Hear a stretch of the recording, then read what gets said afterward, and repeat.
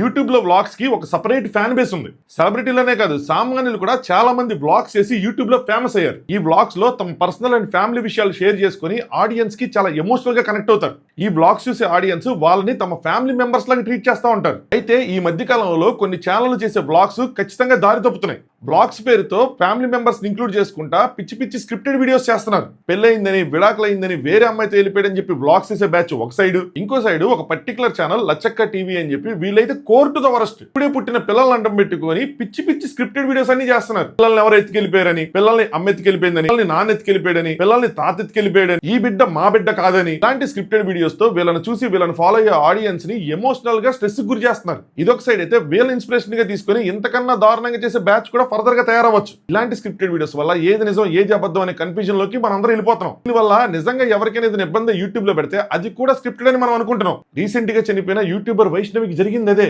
YouTube లో ఇలాంటి పిచ్చి పిచ్చి స్క్రిప్టెడ్ వీడియోస్ చేసే వాళ్ళు, ప్రాంక్ వీడియోస్ చేసే వాళ్ళు అయితే ఖచ్చితంగా ఆపండి. లేదంటే ఫర్దర్ గా సీరియస్ ఇష్యూ అయ్యి మీ ఛానల్ కూడా పోయే అవకాశం ఉండొచ్చు. రీల్ లైక్ చేసి మీ ఒపీనియన్ కూడా దీని మీద కామెంట్ చేయండి.